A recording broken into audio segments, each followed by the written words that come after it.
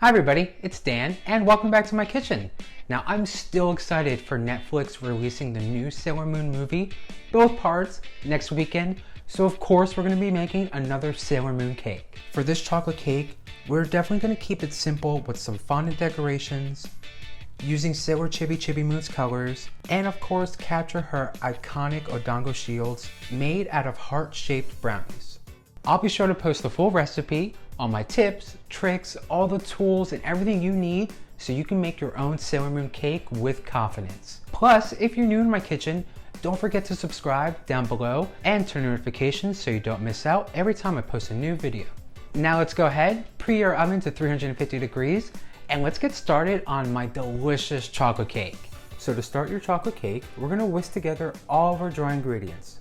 So grab yourself a mixing bowl and add in 3 cups of all-purpose flour, a half cup of cocoa powder, 1.5 teaspoons of baking powder, 1 tablespoon of baking soda, a teaspoon of salt, and 2 2/3 cups of white granulated sugar. Then we'll just go in with our whisk and make sure all those dry ingredients are nice and combined and fully incorporated together.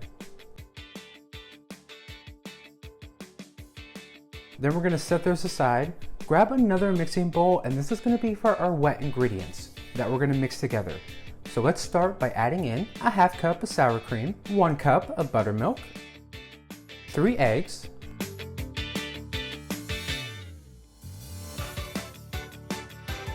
1.5 cups of warm, fresh brewed coffee,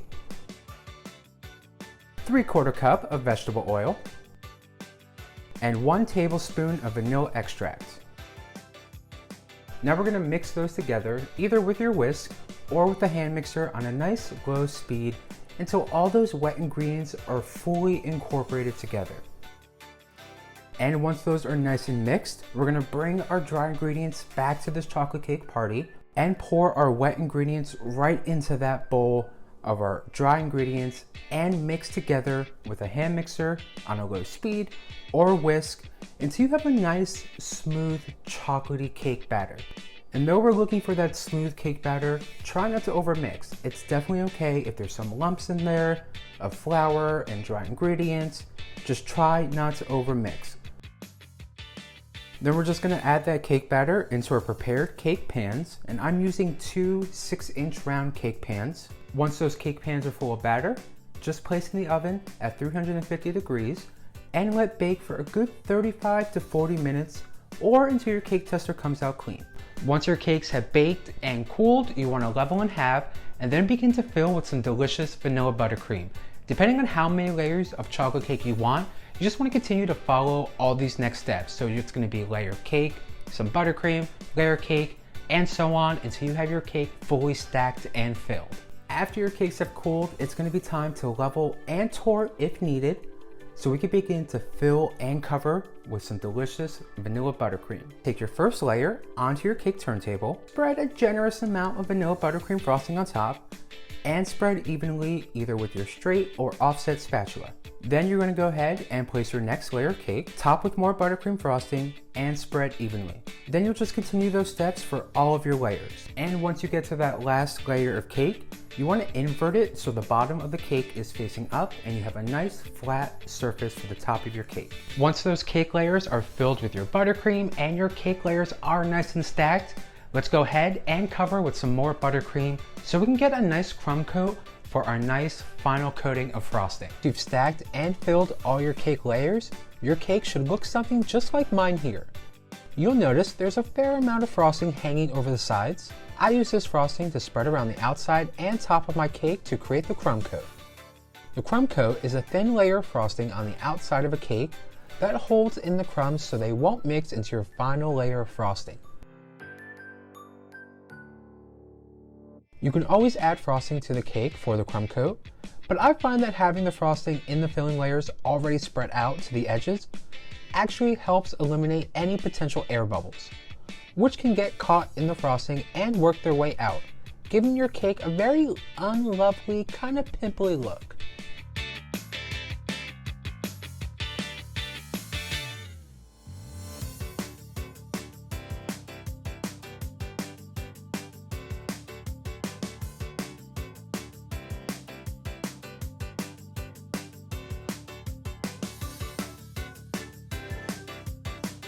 So what I like to do here is I start from the bottom, and while rotating my cake turntable, I like to pipe on my buttercream in an upward motion.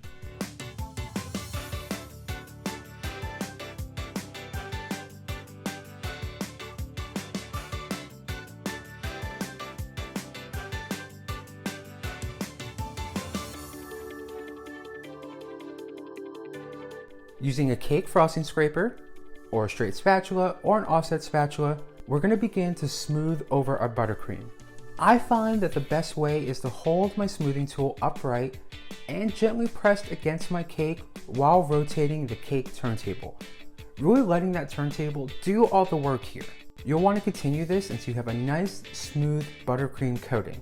Now as you're doing that final smoothing, you might notice the texture of the buttercream become a bit ragged. Don't worry, take a deep breath. There's a quick and easy fix. Just grab a bowl of hot water, dip your tools into the bowl to warm them up, pat them dry, and smooth. The warm metal is gonna make that buttercream nice and soft and give you a nice smooth finish. Once you're happy with the sides of your cake, you wanna go ahead and take your spatula and smooth the top of your cake. Once you are happy with that final coating of buttercream frosting, we can go ahead and we can start diving into decorating this cake to really bring it alive and capture all things that are Sailor Moon. So first up, we're gonna start with our fondant borders. To kick off our cake decorating, lightly brush the back of your bottom fondant border with water. Gently pick up your fondant, and with the brush water side facing the cake, gently wrap the bottom of your cake and bring both ends together in the back.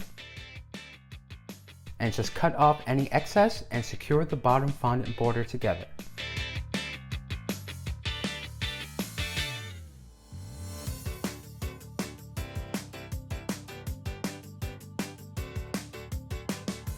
With that seam nice and closed up and you have your first bottom border, we're gonna go ahead, we're gonna grab our red fondant and we're gonna add a smaller, tinier red fondant border right on top of that.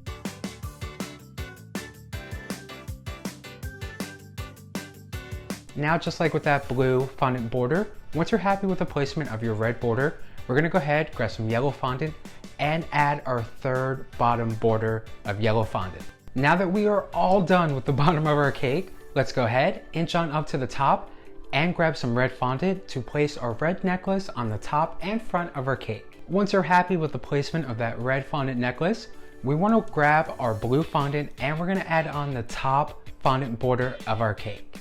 Once you're happy with that placement, lightly brush the back of your top fondant border with water, gently pick up, and with the brushed water side facing the cake, gently wrap the top of your cake from the back to the front so that the points of both ends meet in the middle. This should leave you with almost an inverted triangle-like peekaboo shape while securing your fondant strip in place. Now let's grab our pink fondant, cut out a tiny little pink fondant heart, and we're gonna add that right on top and in the middle, kind of lined up and centered with our red fondant necklace that we put on top of our cake. Take your small pink fondant heart, ever so lightly brush with water on the back, and gently press in the middle of your fondant strip. The heart should line up with the middle of your strip. If you're happy with the placement of your pink fondant heart on top and in the middle of your cake, go ahead, scoot that cake slightly to the side, because now we're gonna begin to roll out some more red fondant and begin to work on a red fondant bow that's gonna sit right in front and kind of on top, but definitely centered on our cake. So we have a nice big red bow. To start our fondant bow, we're gonna take our red fondant that is rolled out to about an inch thickness and cut out 4 bow pieces using my template that is gonna be linked down below with the recipe. You'll need 2 back pieces and 2 front pieces.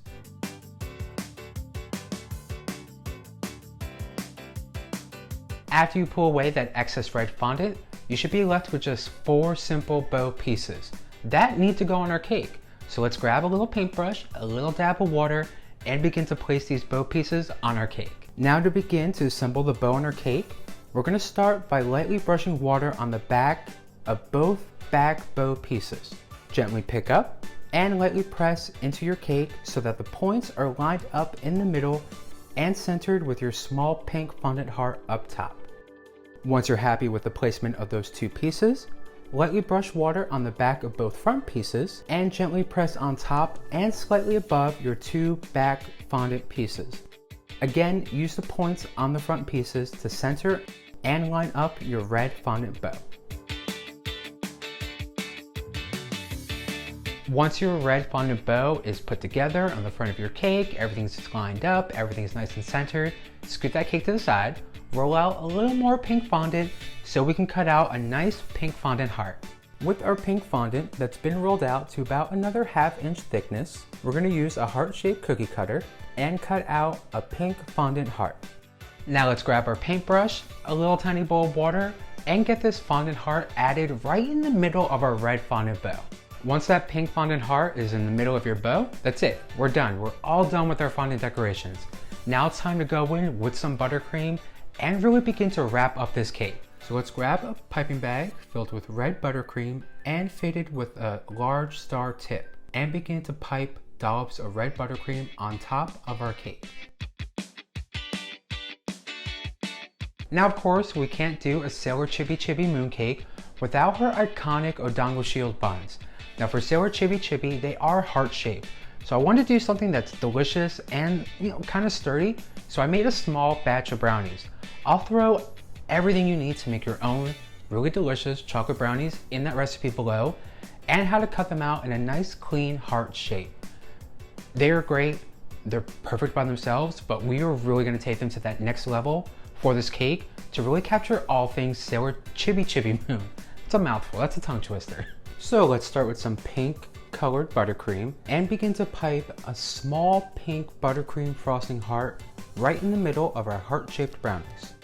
Then with our yellow buttercream frosting, we're going to pipe a small thin yellow buttercream outline around both of those pink hearts.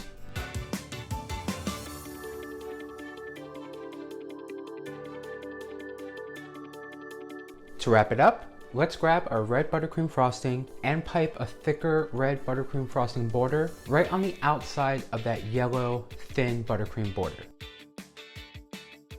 Once you have your heart-shaped brownies decorated with that buttercream and they each have their own little lollipop stick, that's it, we're done. We are gonna wrap up this cake and we're gonna add these right into the top with enough space in between so they're not too much crowded. Gently press your brownie lollipops into the top of your cake with enough space in between so there's not too much crowding.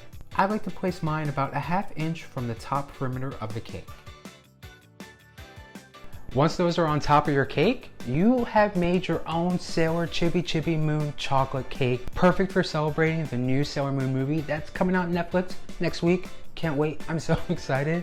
Well, thank you all for stopping by. I had so much fun showing you how to make your own Sailor Chibi Chibi Moon cake. Of course, in celebration for the release next week of Sailor Moon on Netflix. Can't wait, have the whole day planned around it. But if you enjoy Sailor Moon, or if you enjoy chocolate cake, or if you just enjoy desserts, definitely give this video a like. It really helps me out, lets me know I'm baking up recipes you all like, you enjoy, and you want to see more of. And if you did not like this video and give it a thumbs down, that's okay, I get it.